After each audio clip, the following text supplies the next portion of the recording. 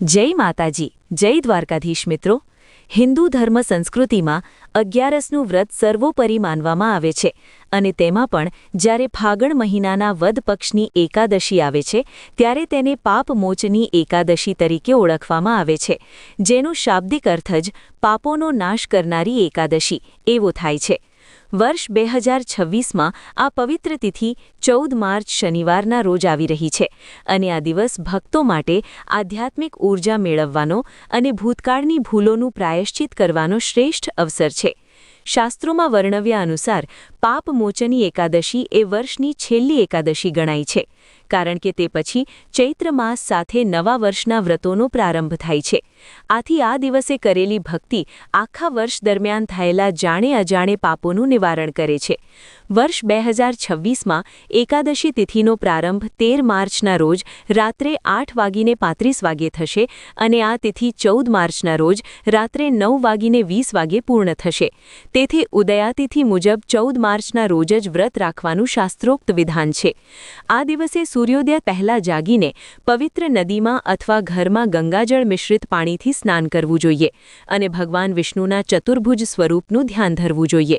પૂજામાં પીળા વસ્ત્રો ધારણ કરવાનું વિશેષ મહત્વ છે, કારણ કે પીળો રંગ ભગવાન વિષ્ણુને અત્યંત પ્રિય છે અને તે શાંતિ તેમજ સમૃદ્ધિનું પ્રતીક છે। પૂજા વિધિની વાત કરીએ તો સવારે સ્નાન બાદ ભગવાનની મૂર્તિને પંચામૃતથી અભિષેક કરવો જોઈએ અને ત્યારબાદ શુદ્ધ જળથી સ્નાન કરાવીને તેમને પીળા ચંદનનો તિલક કરવો જોઈએ। પૂજામાં અક્ષત એટલે કે આખા ચોખાનો ઉપયોગ ન કરવો, પણ તેના સ્થાને તલનો ઉપયોગ કરવો જોઈએ। ભગવાનને તુલસીની મંજરી અને તુલસીના પાન અર્પણ કરવાથી તે જલ્દી પ્રસન્ન થાય છે।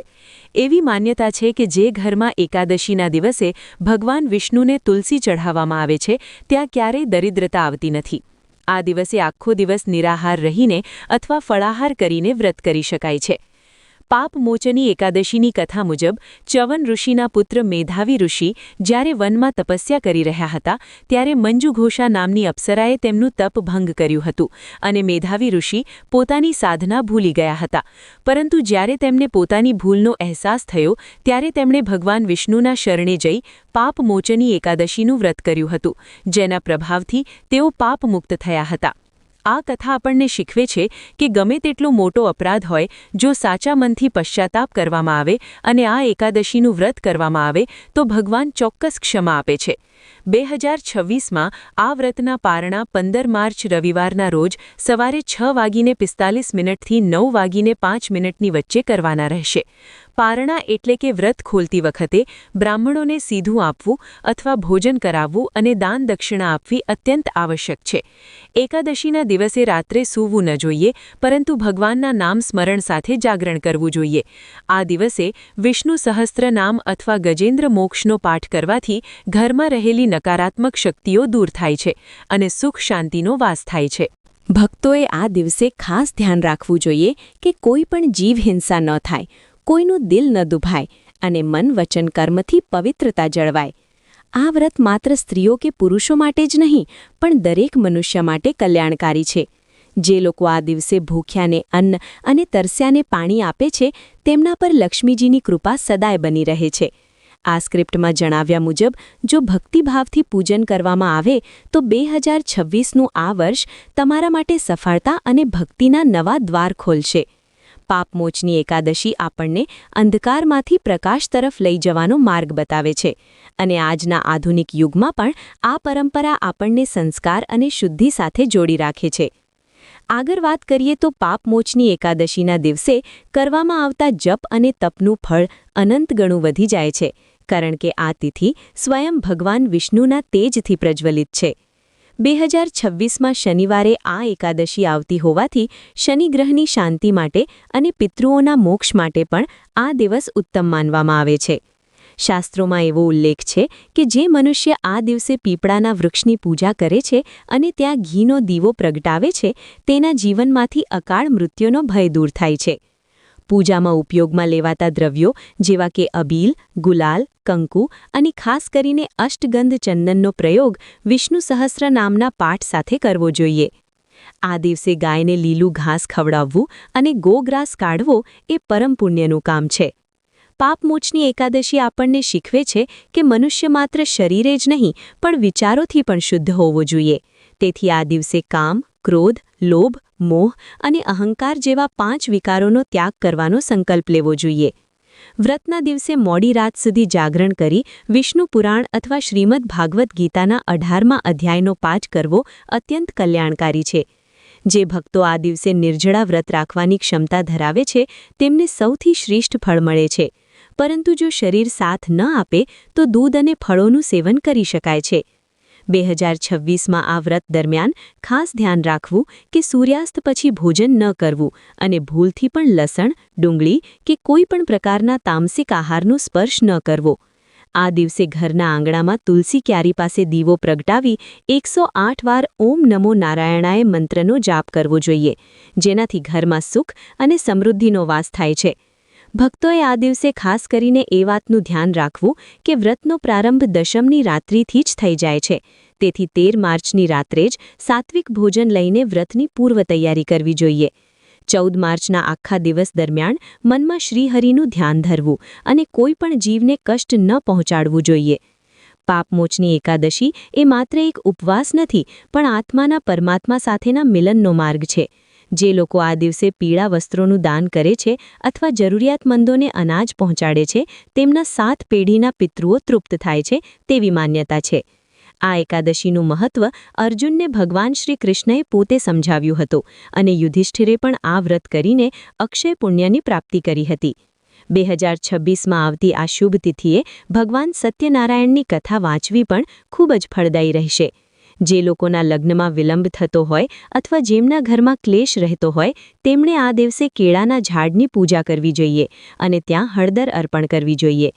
આ સ્ક્રિપ્ટનો દરેક શબ્દ ભક્તિના રંગમાં રંગાયેલો છે, જે શ્રોતાઓને મંત્રમુગ્ધ કરી દેશે અને તેમને ભક્તિના પંથે આગળ વધવા પ્રેરણા આપશે. પાપમોચની એકાદશી આપણને આત્મનિરીક્ષણ કરવાની તક આપે છે કે આપણે ગત વર્ષમાં કેટલી ભૂલો કરી છે અને આવનારા નવા વર્ષમાં કેવી રીતે શુદ્ધ મનથી પ્રવેશ કરવો. આ રીતે આ વ્રત પૂર્ણ કર્યા પછી 15 માર્ચના રોજ પારણા કરતી વખતે ભગવાન પાસે ક્ષમા યાચના કરવી કે પૂજામાં જો કોઈ ભૂલ રહી ગઈ હોય તો તે માફ કરે અને આપણા જીવનને મંગલમય બનાવે. પાપમોચની એકાદશીના મહિમા વિશે આગળ વાત કરીએ તો આ વ્રત માત્ર ધાર્મિક દ્રષ્ટિકોણથી જ નહીં પરંતુ વૈજ્ઞાનિક દ્રષ્ટિકોણથી પણ શરીરના શુદ્ધિકરણ માટે અત્યંત મહત્વનું છે. કારણ કે એકાદશીના ઉપવાસથી પાચનતંત્રને આરામ મળે છે અને શરીરમાં રહેલા ઝેરી તત્વો બહાર નીકળી જાય છે. જે રીતે પ્રકૃતિ શિયાળા પછી વસંતમાં ખીલી ઉઠે છે તે જ રીતે પાપમોચની એકાદશીનું વ્રત કરવાથી ભક્તનું જીવન પણ નવી ઊર્જા અને સકારાત્મકતાથી ખીલી ઉઠે છે.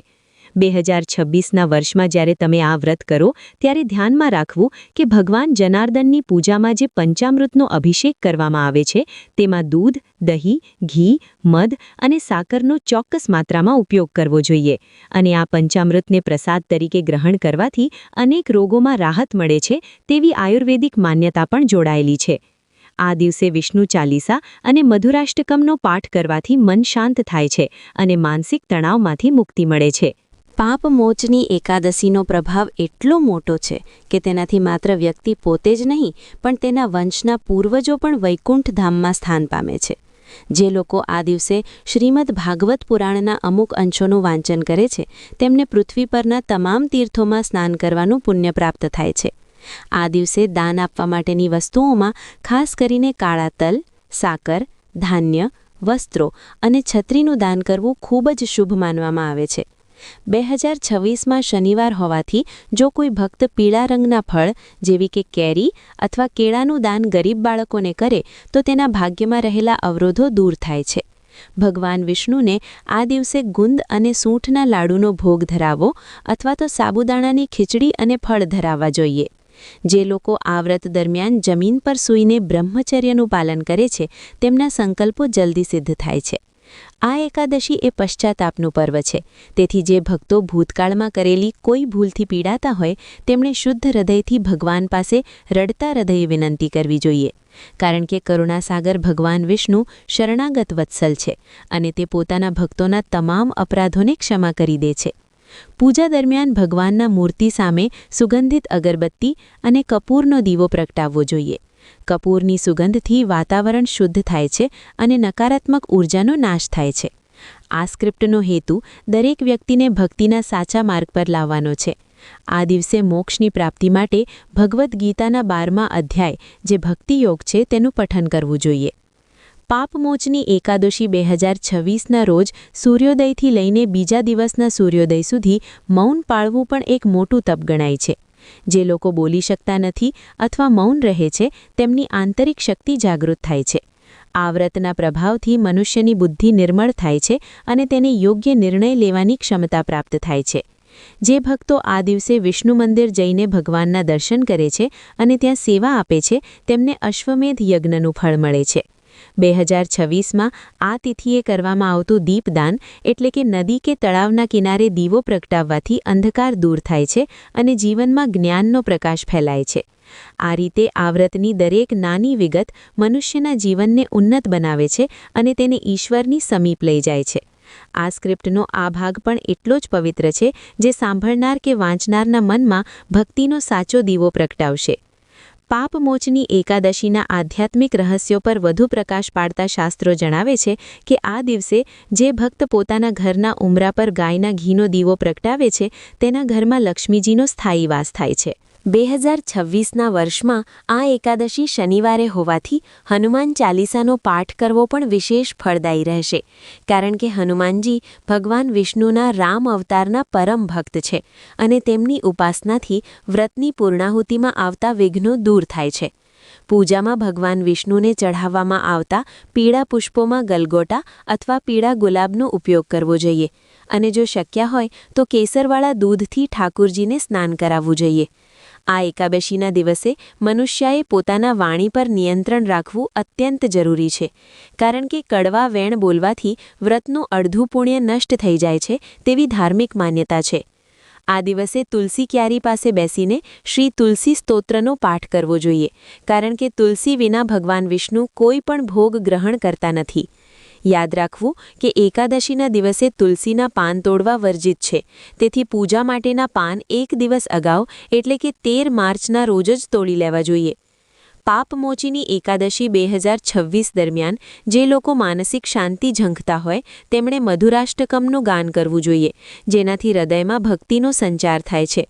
આ દિવસે દાનમાં પગરખા અને વસ્ત્રોનું દાન કરવાથી રાહુ અને કેતુ જેવા ગ્રહોની પીડામાં રાહત મળે છે તેવી જ્યોતિષીય માન્યતા છે. જે ભક્તો આ દિવસે પીપળાના વૃક્ષને જળ અર્પણ કરે છે અને 7 પરિક્રમા કરે છે તેમના પિતૃઓ નરક ગતિમાંથી મુક્ત થઈને ઉત્તમ ગતિ પ્રાપ્ત કરે છે. રાત્રિના જાગરણ દરમિયાન વિષ્ણુ સહસ્ત્ર નામના એક નામ સાથે તુલસીપત્ર અથવા તો સફેદ તલ ભગવાનના ચરણોમાં અર્પણ કરવાથી મનોકામના પૂર્ણ થાય છે. વ્રતના બીજા દિવસે એટલે કે 15 માર્ચ 2026ના રોજ પારણા કરતી વખતે ખાસ સાવધાની રાખવી જોઈએ. પારણામાં સૌપ્રથમ ભગવાનને ધરાવેલો પ્રસાદ અથવા ચરણામૃત લેવું જોઈએ અને ત્યારબાદ જ સાત્વિક ભોજન ગ્રહણ કરવું જોઈએ. પારણાના દિવસે ભોજનમાં રીંગણ કે મસૂરની દાળનો ઉપયોગ ન કરવો જોઈએ કારણ કે તે એકાદશી વ્રતના ફળને ઓછું કરે છે. પાપમોચની એકાદશી આપણને શીખવે છે કે સમય અત્યંત કિંમતી છે અને તેને વ્યર્થ વાતોમાં ગુમાવવાને બદલે પરમાત્માના ચિંતનમાં વિતાવવો જોઈએ. 2026માં આ વ્રત રાખનારા ભક્તોએ ગરીબ કન્યાઓના લગ્નમાં મદદ કરવી અથવા તો ગૌશાળામાં જઈને ગાયોની સેવા કરવી જોઈએ, જેનાથી અક્ષય પુણ્યની પ્રાપ્તિ થાય છે. આ સમાવિષ્ટ દરેક માહિતી ભક્તોને ધર્મના માર્ગે ચાલવા માટે મજબૂત પીઠબળ પૂરું પાડશે અને તેમના જીવનમાં શ્રદ્ધાનો નવો સૂરજ ઉગાડશે.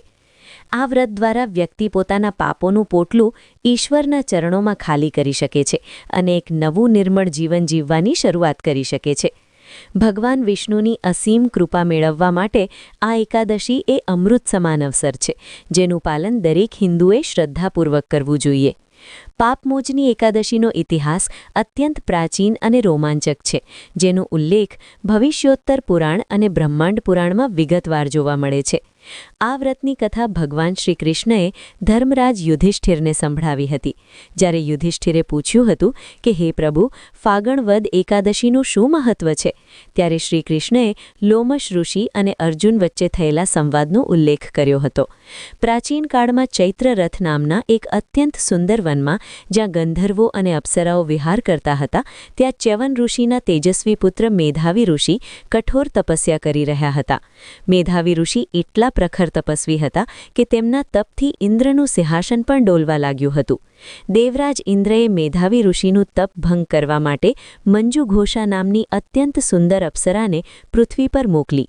મંજુ ઘોષાએ વનમાં જઈને પોતાની નૃત્યકળા અને માયાથી મેધાવી ઋષિને મોહિત કરવાનો પ્રયત્ન કર્યો અને અંતે મેધાવી ઋષિ પોતાની સાધના અને કર્તવ્ય ભૂલીને મંજુ ઘોષાના પ્રેમ પાશમાં બંધાઈ ગયા. અનેક વર્ષો સુધી તેઓ આ માયામાં રહ્યા, પરંતુ એક દિવસ જ્યારે તેમને સત્યનું જ્ઞાન થયું અને પોતાની તપસ્યાના નાશનો અહેસાસ થયો, ત્યારે તેઓ અત્યંત ક્રોધિત થયા અને મંજુ ઘોષાને પિશાચણી બનવાનો શ્રાપ આપ્યો. મંજુ ઘોષાએ રડતા હૃદયે ક્ષમા માંગતા ઋષિએ તેને આ પાપમાંથી મુક્તિનો માર્ગ બતાવ્યો. ઋષિએ જણાવ્યું કે જો તું ફાગણ વદ એકાદશી એટલે કે પાપમોચની એકાદશીનું વ્રત વિધિવત કરીશ તો તારા તમામ પાપ બળીને ભસ્મ થઈ જશે અને તું ફરીથી અપ્સરાનું રૂપ ધારણ કરી શકીશ. માત્ર મંજુ ઘોષા જ નહીં, પણ મેધાવી ઋષિ પોતે પણ તપભંગ થવાના પાપમાંથી મુક્ત થવા માટે પોતાના પિતા ચ્યવન ઋષિના આદેશથી આ વ્રત કર્યું. આ ઐતિહાસિક પ્રસંગ આપણને સમજાવે છે કે માનવી ગમે તેટલો જ્ઞાની કે તપસ્વી હોય પણ માયા તેને પણ પરાજિત કરી શકે છે, પરંતુ ઈશ્વરની ભક્તિ અને એકાદશી જેવા વ્રત તેમાંથી બહાર નીકળવાનો માર્ગ પૂરો પાડે છે. 2026ના વર્ષમાં આ કથાનું સ્મરણ એટલા માટે જરૂરી છે કારણ કે તે આપણને શીખવે છે કે પશ્ચાતાપ એ જ પાપનું સાચું પ્રાયશ્ચિત છે. ઇતિહાસમાં અનેક રાજાઓએ આ એકાદશીનું વ્રત કરીને પોતાના ગુમાવેલા રાજ્યો પાછા મેળવ્યા છે અને અશાંત મનને શાંતિ આપી છે. આ વ્રતની પરંપરા સતયુગથી ચાલી આવે છે અને દ્વાપર યુગમાં ભગવાન શ્રી કૃષ્ણએ તેને પુનઃ સ્થાપિત કરી હતી. આ એકાદશી હજારો વર્ષોથી સંસ્કૃતિનો ભાગ રહી છે, જે મનુષ્યને અધર્મથી ધર્મ તરફ અને અંધકારથી પ્રકાશ તરફ લઈ જવાની પ્રેરણા આપે છે. પૌરાણિક કાળમાં ઋષિમુનિઓ આ દિવસે સરસ્વતી નદીના કિનારે એકઠા થઈને સમૂહમાં વિષ્ણુ પૂજન કરતા હતા, જેના પુરાવાઓ આપણા પ્રાચીન ગ્રંથોમાં અંકિત છે. આજના આધુનિક સમયમાં પણ જ્યારે આપણે 2026માં આ વ્રતની ઉજવણી કરીએ છીએ, ત્યારે આપણે તે જ હજારો વર્ષ જૂની પવિત્ર પરંપરાને જીવંત રાખીએ છીએ. આ સ્ક્રિપ્ટનો આ ઐતિહાસિક ભાગ તમારી સામગ્રીને વધુ ગંભીરતા અને સચોટતા પ્રદાન કરશે, જે લોકોના હૃદયમાં ધર્મ પ્રત્યે આદર પેદા કરશે. પાપમોચની એકાદશીના પવિત્ર અવસરે ગૌમાતાની સેવા કરવાનું મહત્વ અનેક ગણું વધી જાય છે, કારણ કે હિન્દુ ધર્મશાસ્ત્રો મુજબ ગાયના શરીરમાં 33 કોટી દેવી દેવતાઓનો વાસ હોય છે અને ભગવાન વિષ્ણુને તો ગોપાલ અને ગોવિંદ તરીકે ઓળખવામાં આવે છે, જેનો અર્થ જ ગાયોના પાલક એવો થાય છે.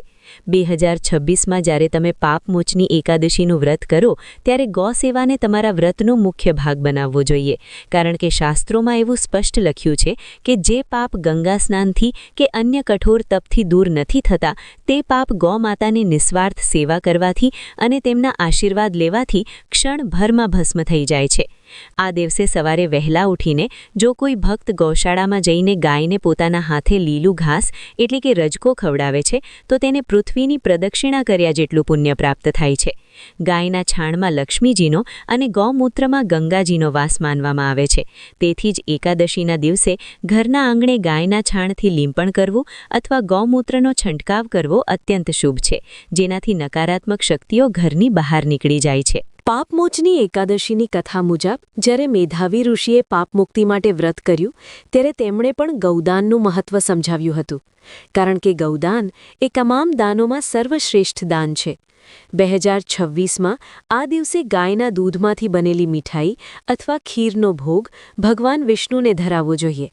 જે ભક્તો આર્થિક રીતે સક્ષમ હોય, તેમણે આ દિવસે કોઈ ગરીબ બ્રાહ્મણને ગાયનું દાન કરવું જોઈએ અથવા ગૌશાળામાં ચારા માટે આર્થિક સહાય કરવી જોઈએ. જે મનુષ્ય ગાયની પીઠ પર હાથ ફેરવે છે, તેના રોગોનો નાશ થાય છે અને તેના મનને અપાર શાંતિ મળે છે.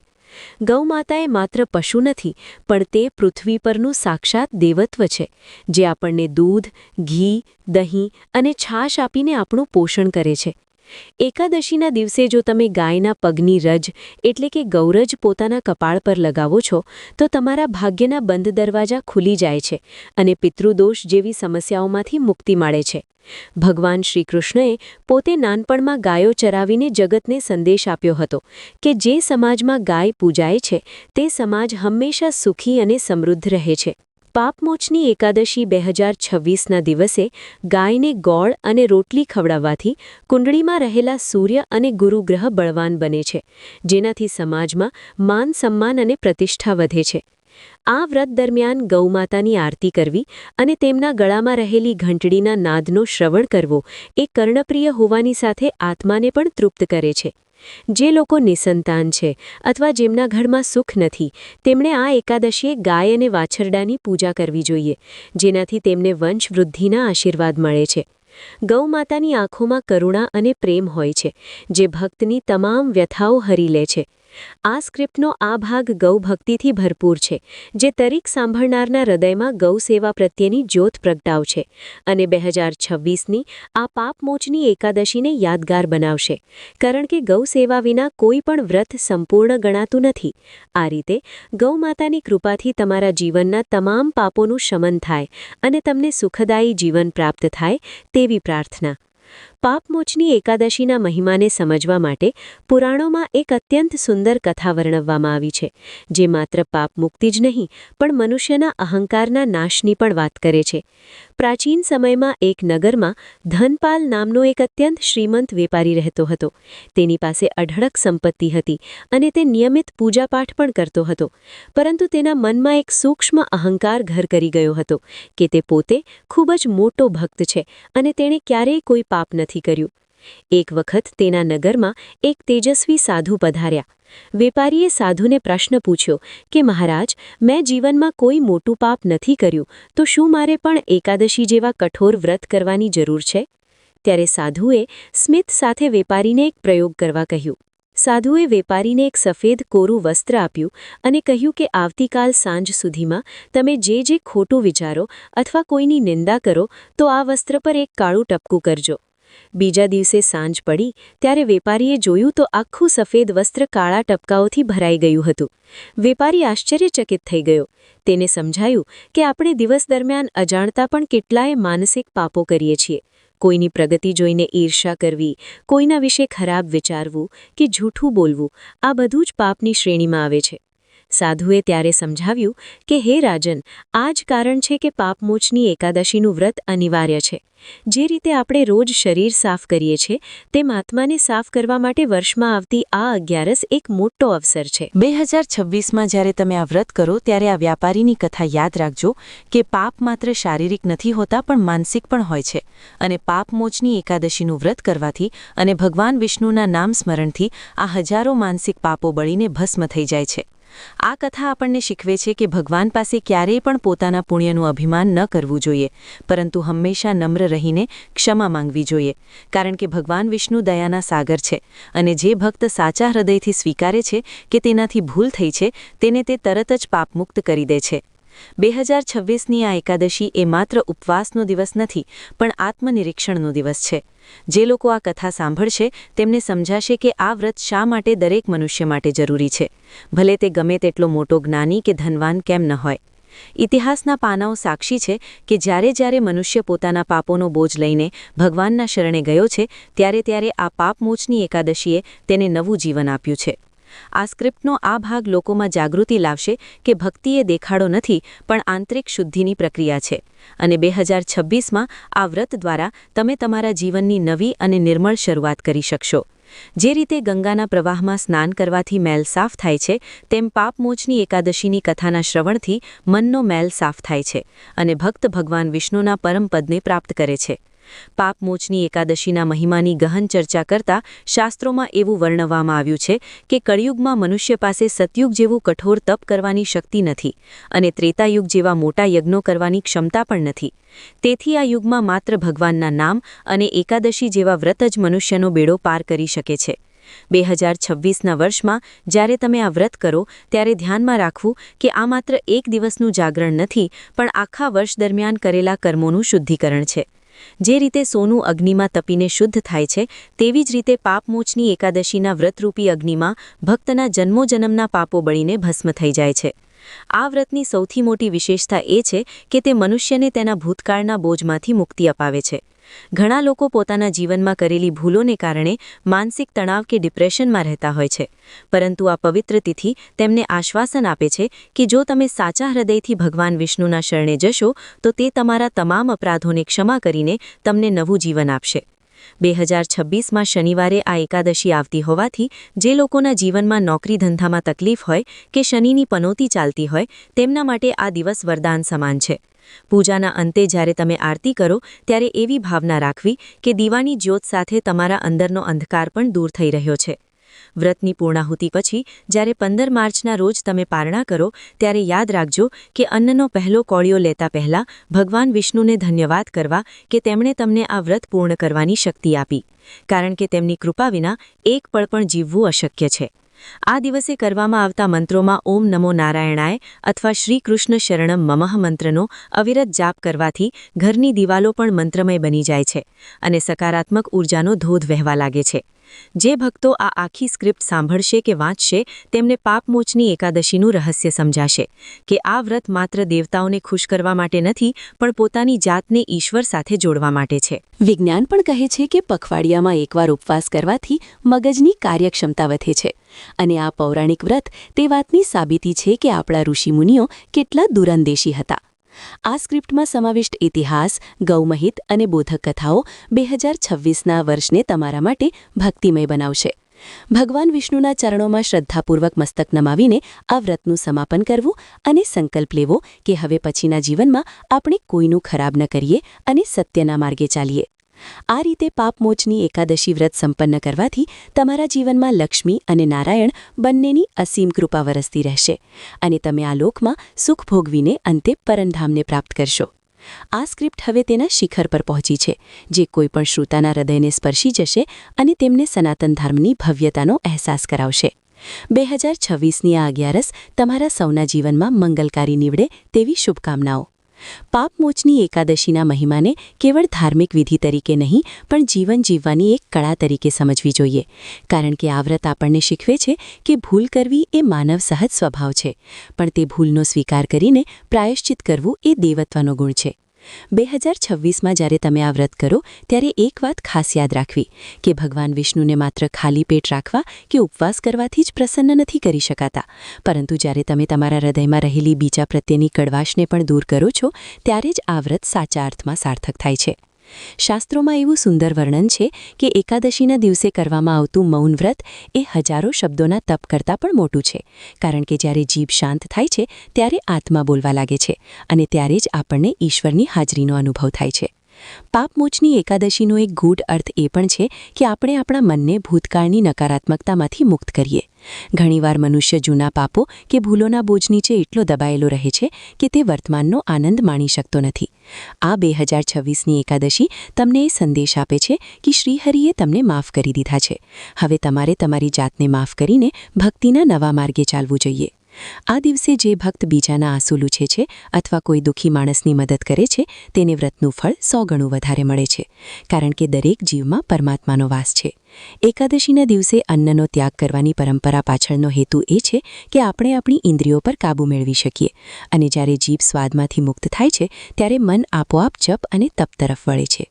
આજના આધુનિક યુગમાં જ્યાં માનવી ભાગદોડમાં વ્યસ્ત છે ત્યાં પાપમોચની એકાદશી એક વિરામ જેવી છે, જે આપણને યાદ અપાવે છે કે આપણી અંતિમ મંજિલ પરમાત્મા જ છે. જે લોકો 2026ના પવિત્ર દિવસે વૃક્ષારોપણ કરે છે અથવા પર્યાવરણની રક્ષા માટે સંકલ્પ લે છે તેમની પૂજા પ્રકૃતિના પાલક ભગવાન વિષ્ણુ સીધી સ્વીકારે છે.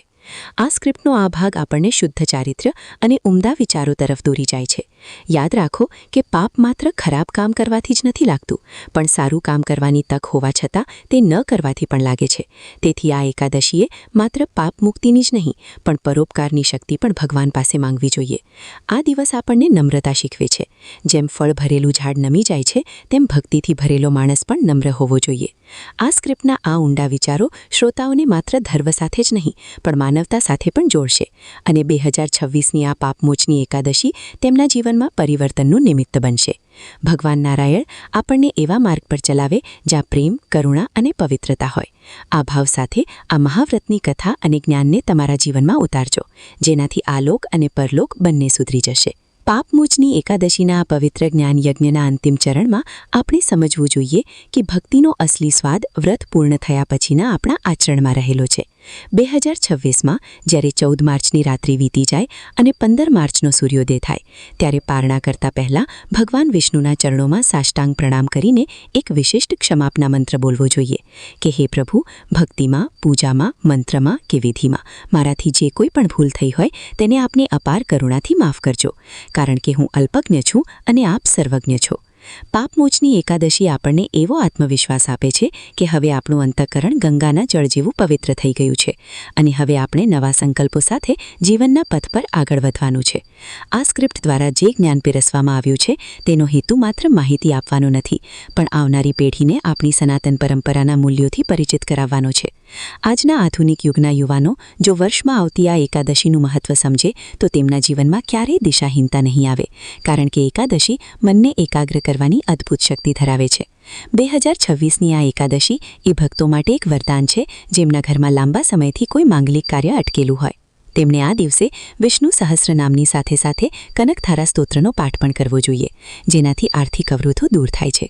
અંતમાં જ્યારે તમે વ્રત ખોલો ત્યારે ગાયના ઘીનો દીવો પ્રગટાવીને પિતૃઓને યાદ કરજો, કારણ કે તમારા પુણ્યથી તમારા પિતૃઓને પણ મોક્ષની પ્રાપ્તિ થાય છે. પાપમોચની એકાદશી એ આશાનો ઉત્સવ છે કે ગમે તેટલો અંધકાર હોય પણ ભક્તિનો એક નાનકડો દીવો તેને હરાવી શકે છે. આ સ્ક્રિપ્ટનો દરેક શબ્દ અને દરેક ભાવ તમારા જીવનમાં સુખ, શાંતિ અને સમૃદ્ધિ લાવે તેવી ભગવાન લક્ષ્મીનારાયણના ચરણોમાં પ્રાર્થના છે. યાદ રાખજો કે જેનું મન નિર્મળ છે તેને પરમાત્મા શોધવા ક્યાંય જવું પડતું નથી. ઈશ્વર તો તેની ભક્તિમાં જ વસે છે. 2026ના આ પવિત્ર અવસરે તમારી તમામ મનોકામનાઓ પૂર્ણ થાય, તમે નિરોગી રહો અને તમારો પરિવાર સદાય હસતો ખેલતો રહે તેવી મંગલકામના સાથે આ પાપમોચની એકાદશીની મહાસ્ક્રિપ્ટને આપણે વિરામ આપીએ છીએ. આ જ્ઞાનને વધુમાં વધુ લોકો સુધી પહોંચાડજો, જેથી સૌના પાપોનું શમન થાય અને કળિયુગમાં ધર્મની ધજા લહેરાતી રહે. ભગવાન વિષ્ણુ આપ સૌનું કલ્યાણ કરે તેવી અભ્યર્થના સાથે અંતમાં બોલો શ્રી લક્ષ્મીનારાયણ દેવની જય, ભારત માતાની જય, સનાતન ધર્મની જય. 2026ની આ 11 તમારા જીવનમાં ભક્તિનો નવો સૂર્યોદય લાવે તેવી અંતિમ પ્રાર્થના સાથે અસ્તુ.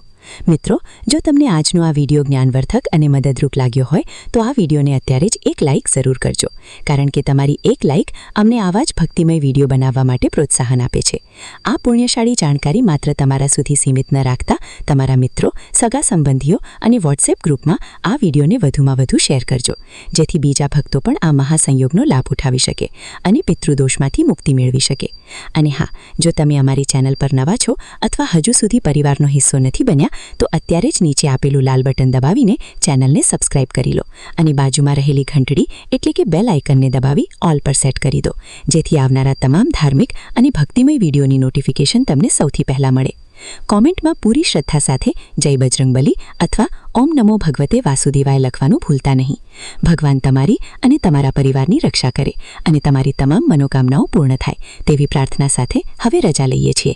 મળીએ છીએ ફરી એક નવા અને જ્ઞાનવર્ધક વિડીયો સાથે.